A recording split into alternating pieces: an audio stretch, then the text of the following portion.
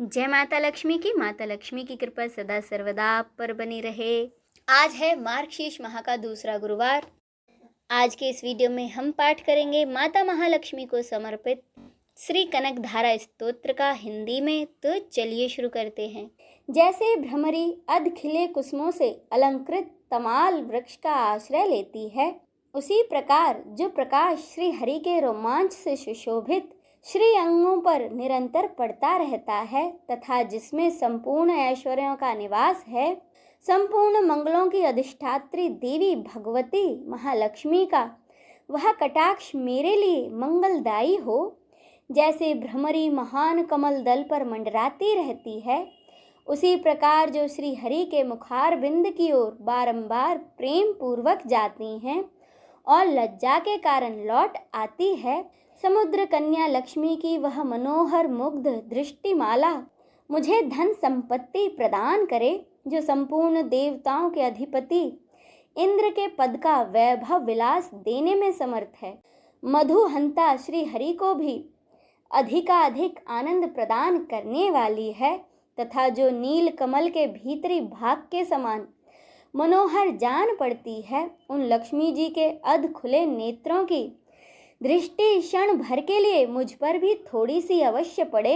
शेष शैया भगवान विष्णु की धर्म पत्नी श्री लक्ष्मी जी के नेत्र हमें ऐश्वर्य प्रदान करने वाले हों, जिनकी पुतली तथा भौएं अनंग के वशीभूत अध खुले किंतु साथ ही अपलक नयनों से देखने वाले आनंद कंद श्री मुकुंद को अपने निकट पाकर कुछ तिरछी हो जाती हैं, जो भगवान मधुसूदन के कौस्तुभ मणि मंडित वक्षस्थल में इंद्र नीलमयी हारावली सी सुशोभित होती हैं तथा उनके भी मन में प्रेम का संचार करने वाली हैं।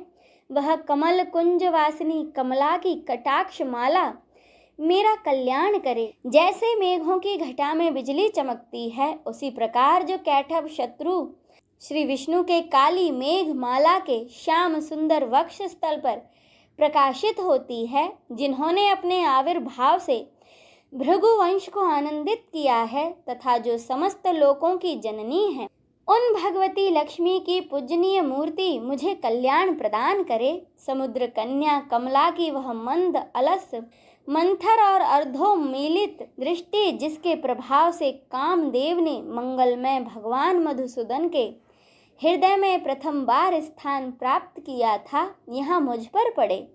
भगवान नारायण की प्रेसी लक्ष्मी का नेत्र रूपी मेघ दया रूपी अनुकूल पवन से प्रेरित हो दुष्कर्म रूपी धाम को चिरकाल के लिए दूर हटाकर विषाद रूपी धर्मजन्य ताप से पीड़ित मुझ दीन रूपी चातक पर धन रूपी जलधारा की वर्षा करे।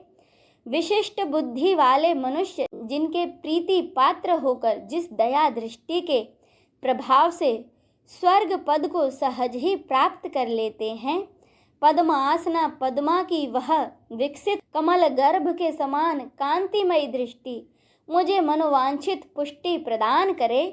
जो सृष्टि लीला के समय वाग देवता अर्थात ब्रह्म शक्ति के रूप में विराजमान होती हैं तथा प्रलय लीला के काल में शाकंबरी अर्थात भगवती दुर्गा अथवा चंद्रशेखर वल्लभा पार्वती के रूप में अवस्थित होती हैं, त्रिभुवन के एकमात्र पिता भगवान नारायण की उन नित्य यौवना प्रेयसी मां शुभ कर्मों का फल देने वाली श्रुति के रूप में आपको प्रणाम है। रमणीय गुणों की सिंधु रूपा रति के रूप में आपको प्रणाम है। कमल वन में वास करने वाली शक्ति स्वरूपा लक्ष्मी को नमस्कार है तथा पुष्टि रूपा पुरुषोत्तम प्रिया को नमस्कार है। कमल वंदना कमला को नमस्कार है। सीर सिंधु में सभ्यता की श्री देवी को नमस्कार है। चंद्रमा और सुधा की सगी बहन को नमस्कार है। भगवान नारायण की वल्लभा को नमस्कार है।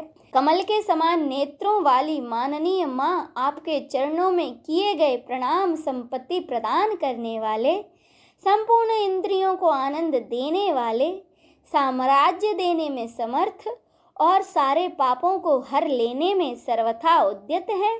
वे सदा मुझे ही अवलंबन दें, जिनके कृपा कटाक्ष के लिए की गई उपासना उपासक के लिए संपूर्ण मनोरथ और संपत्तियों का विस्तार करती है। श्री हरि की हृदयेश्वरी उन्हीं आप लक्ष्मी देवी का मैं मन, वाणी और शरीर से भजन करता हूँ। भगवती हरिप्रिया, तुम कमल वन में निवास करने वाली हो। तुम्हारे हाथों में नीला कमल सुशोभित है। तुम अत्यंत उज्जवल वस्त्र, गंध और माला आदि से सुशोभित हो। तुम्हारी झांकी बड़ी मनोरम है। त्रिभुवन का ऐश्वर्य प्रदान करने वाली देवी, मुझ पर प्रसन्न हो जाओ। दिग्गजों द्वारा सुवर्ण कलश के मुख से गिराए गए आकाश गंगा के निर्मल एवं मनोहर जल से जिनके श्री अंगों का अभिषेक संपादित होता है, संपूर्ण लोकों के अधीश्वर भगवान विष्णु की गृहिणी और क्षीर सागर की पुत्री उन जग जननी लक्ष्मी को मैं प्रातः काल प्रणाम करता हूँ। कमल नयन केशव की कमनीय कामनी कमले, मैं अकिंचन अर्थात दीनहीन मनुष्यों में अग्रगण्य हूँ, अतएव तुम्हारी कृपा का स्वाभाविक पात्र हूँ। तुम उमड़ती हुई करुणा की बाढ़ की तरह तरंगों के समान कटाक्षों द्वारा मेरी ओर देखो। जो मनुष्य इन स्तुतियों द्वारा प्रतिदिन वेदेत्रीय स्वरूपा त्रिभुवन जननी भगवती लक्ष्मी की स्तुति करते हैं, वे इस भूतल पर महान गुणवान और अत्यंत सौभाग्यशाली होते हैं तथा विद्वान पुरुष भी उनके मनोभाव को जानने के लिए उत्सुक रहते हैं।